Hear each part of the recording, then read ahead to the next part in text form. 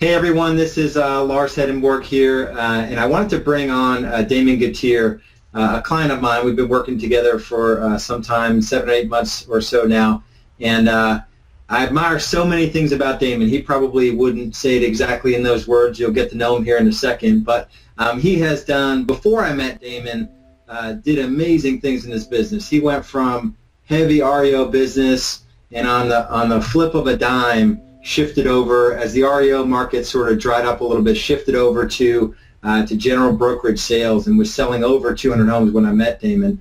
And we've done some really, really good work together. I mean, he was like, and he is a freight train.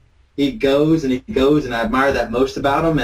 And we were able to put some systems and tracking tools in place and plug some holes in the buyer lead funnel, or the buyer sales funnel, the seller sales funnel, cut out some expenses that weren't producing for him, and done some really, really good things in his business. So, Damon, thanks as always, kind of giving up time to talk with me. But maybe tell everyone here today, where you were when we started working together. Damon was interesting because when he came on, he kind of just made me an offer. Let me just buy your stuff. Like, I just want your forms. I'll just pay you $10,000 for your forms, and we made a little bit more formal consulting agreement than that. But Damon, just tell everyone sort of where you were when we met. What you saw in me as someone to help you kind of build out systems and sort of scale your business on the right foundation, and then kind of give us an overview of what we've been working on. Okay. When I met Lars, when I met you, I was probably the most successful, disorganized person who sold 200 homes in spite of himself you've ever met. I'd done very well doing REOs. I went from 100% REO to 100% resale real estate in 1 year with no downturn whatsoever. I actually sold more homes resale real estate than did REO, and just totally switched modes and did 180 in 1 year. Saw your video, actually. You were doing an interview with Frank on viral marketing, and I saw your stinking your return on investment form, your tracker, and I was like, man, he knows what he makes off of radio. I have no clue what I make off radio. I know I get phone calls, but I don't know what I make. And so, like you said, after the phone call or after the video, I called you up, and I didn't want to hear about your coaching. I didn't want to hear about any of that. I was just like, look, I'll pay you $10,000. You give me the forms. And you were like, well, let's talk and let's see what we can do. And so, I mean, we did the coaching agreement, and the coaching agreement, while it might be a little bit more than the $10,000 for the forms, I've gotten a whole lot more than the forms for that. We went down in November and talked to you and went through all of our expenses and everything and what we were paying. We cut out things that weren't working. We added things like viral marketing that we didn't have. We changed that whole scenario completely. We finally put buyer agents into accountability, because before then I don't even know if I can say this, but we were like lead whores. I mean, we wanted every lead out there. When we saw something that got more leads, I wanted it. I bought it. We were getting 700 to 1,000 leads a month, and we had 7 buyer's agents, and our buyer's agents were just cherry picking. And so one of the big things you told us to do is get rid of the leads, get your leads down to where agents actually work them. And so, as you know, we chopped lead sources, we chopped pay per click, we chopped everything we could to get our leads down to a manageable or semi-manageable position. Hired more buyer's agents. We're up to 10 buyer's agents now. January, we sold 20% of the homes in our market, and I'm talking about a market with 1,086 real estate agents. We sold 20%. We did it with 8 agents. Now we've been hiring, we've been recruiting. We're up to 18 real estate agents. We have 4 listing agents now. We have 10 buyer's agents. We got a couple agents in outlying markets that are doing dual roles. We've opened up another office and another MLS because our radio traffic gets us business there. It's just been an eye-opening, awakening thing to see what your business really is and to start gravitating, selling houses into a business. Because I think most people sell houses because they think it's cool, or they think it's neat to show houses, and that's really not what it's about. It's a business, and it needs to be run like a business. And I don't think most real estate agents get that. So, Damon, what makes Lars's coaching different than maybe any other training or coaching program you've experienced in your years of selling real estate? It's real and it's practical. It's hands-on. It's actual business. Most people want to regurgitate what they heard from someone else. They want to tell you, you need to make 40 calls. You need to call 40 people. You need to send handwritten notes. And that's been around since real estate was invented 150 years ago. But that's not what real estate is today. Real estate today is high tech. Lars understands that. He's one of the few coaches, I think, that actually understands that we're living in a digital world and we have to pay attention to that. But it's also hard numbers. I mean, it's accountability. You've got to hold your agents accountable to systems and to you and to themselves. And the cool thing is, and I'll kind of chime in there, pick up on that, there's actually two levels of accountability. So Damon touched on it, where most real estate agents come into the business. I mean, the people that are attracted to me and what I do, they're true entrepreneurs. So they're really, really good at getting into it, but then they're on to the next thing. So we call it chasing squirrels or being distracted by shiny objects. And that's the one level of accountability. It's like, dude, you don't need, I've used this one thing for my whole career. I could run my business on flashcards if I needed to. Stop looking for the replacement for this, or what am I going to do when something else new comes out? Because then you're constantly, you're never picking up the momentum. You're never really dialing in systems. And then the next level of accountability is obviously for your staff and your agents, and for everyone to understand that, when you generate a lead, there's a real buyer. Even though it's an internet lead, there's a real buyer on the other side of the computer. And don't burn the leads. Don't cherry pick the leads thinking that they're not good. Work every lead as if it was a closing, and that'll drive your conversions up. So, and I think one thing, Damon, you were cursing me at the time, but when I had you go through your expenses and tie them to closings, you were able to cut out quite a bit of expense, especially a couple radio stations that weren't performing. You found, I think, one or two that were really good, and then one or two that were pretty bad. Tell everyone about that experience and how eye-opening it was to kind of go through your expenses and track it down to closings. Well, the amazing thing is we'd always done a good job of knowing where the lead came from. And that's about as far as it went. And I actually thought I was pretty good, because I could tell my talent on the radio, I could tell them exactly how many leads they brought in. And for whatever reason, there was a disconnect from there to how many dollars I made from that lead. And when we sat down, because we were on 4 radio stations at the time, and I was spending probably right at $10,000 a month on 4 stations. And when we sat down and looked at the return on investment and broke each station down, like you said, I had one station that I was on that I had 0 ROI. I had another one that I was less than 1% ROI. And then I had one, my country station, that I was at 5.3 ROI. And then my easy listening, I was at a 2.1 ROI.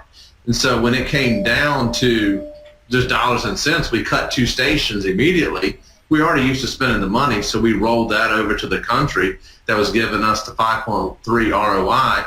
We doubled down on that, and now we're seeing almost a 7-to-1 ROI. So it's one thing to have numbers. It's another thing to analyze numbers. And, with Lars and his stupid little spreadsheet that annoyed me, it was very easy to analyze the numbers, because it was plug and play. And that's the form that when I saw it, I wanted it so bad.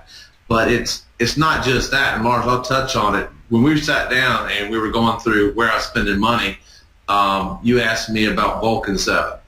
And I don't know if you remember, but I said, yeah, my ISA's killing on Vulcan 7. And you said, give me the password. And you went there, and she hadn't logged on in a month. She hadn't even logged on to Vulcan 7 in a month. And here's something I'm paying $250 for. And that goes back to the accountability. Lars is holding me accountable to myself so that I can hold my people accountable to me. And that was not a fun conversation for my ISA. because she told me she was doing a good job. And so that's the kind of thing that when you have somebody that's got your back and that's helping to watch you, it does help you be more accountable. What would you say are the couple of things that you're working on right now, Damon? Let me ask you this. What are your goals here next year? Where do you want to be 1 year from now? Well, my goal this year, as Lars very well knows, is super aggressive. We did just over 200 deals last year, which when I was 100% REO, we did 122. We did a 180 at the very end of the year and went from 122 REO deals to just over 200 deals. Didn't miss a lick. My goal this year is 400 sales. Lars says that's extremely aggressive. He has me down for like 330, 340, but if I set a goal, I'm going to hit it. So my goal this year is 400 sales, and then this is our growing year. This is going to be our painful year because we're expanding very quickly, which means I'll have to spend more time training and whatnot. But we're going to do 400 deals this year, and next year, 2015, we'll do 1,000 deals. So what is Lars working with you on right now? What are your two biggest challenges to hitting that Lars is helping you with? Well, the biggest thing Lars helps me with, and just to be blatantly honest, Lars doesn't hunt, okay? But if Lars hunted, he'd have the nicest gun in the world because he shoots my squirrels like it's his job. I mean, every time I hear about this new system that's just going to be the greatest in the world, I'll call him or I'll text him, I'll email him, I'll be about, what do you think about this? And he's like, squirrel, quit getting distracted.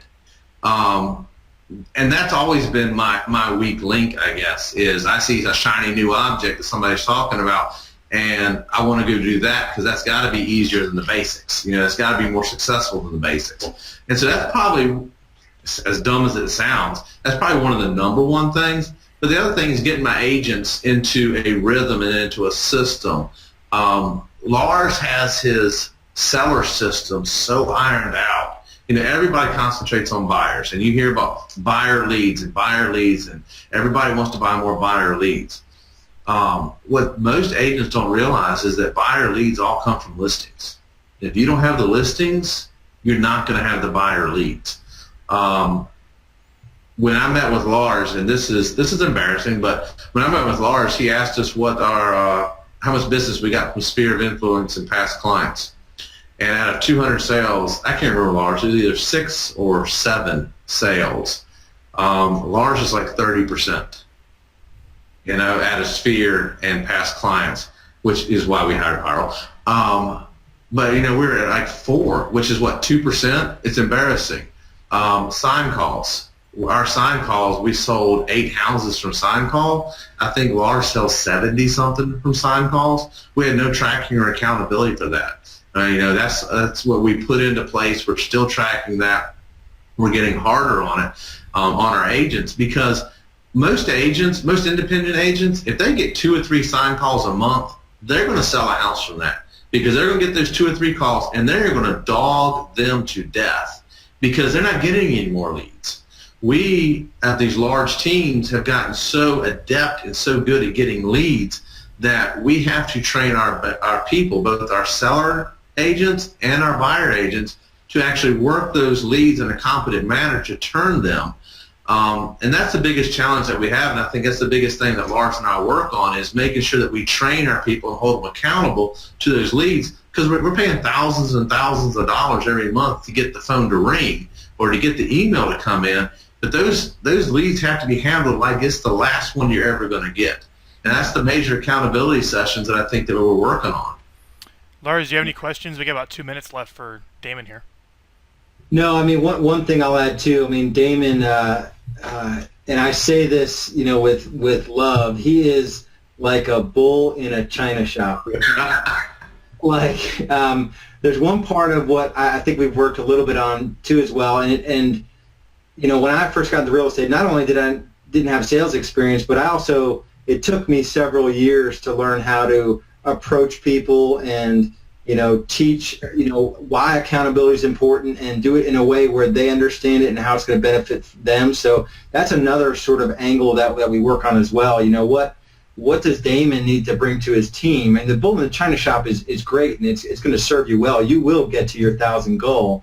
But to get there and to enlist the help of others, we've worked on that as well. But Damon, I can't I can't say enough good things about you, man. You are just kicking ass, taking names, and I have no doubt that you're going to get to not only 1,000 transactions, but you're going to have, you're going to know your numbers to you should see my new tracker. You're going to love it. I've got this amazing tracker that will track every bit of your business. But yeah, I mean, you're going to get there. You're going to know your numbers. You're going to be profitable than every person you talk to on any of the Facebook groups you associate yourself with. So that's the thing, that all these agents are out there saying this is working, that's working, but unless you see their bank account and you see their P&L, you don't know anything about anything that they're talking about. So I just have so much respect for you, Damon, and just appreciate you letting me into your life. Great. Well, I appreciate it, Lars. And just so you know, Lars, I haven't had a chance to tell you, moving out of this office, we just today inked a deal on one 2.5 times bigger, $500 less a month, than I own it. There you go. Put that credit card away. Throw it out there. What's it out? Well, Lars, how should someone get a hold of you, Lars? You can check me out on the web, larshedenborg.com. I've got Inner Circle sort of online training. I've got the consulting that we're talking about here, and I've also got B School, Real Estate Business School. So I've got that coming out as well. So definitely check out larshedenborg.com. Great. Damon, thanks a lot for your kind comments today and being on the interview. Yeah, no problem. Thank you. Thanks all.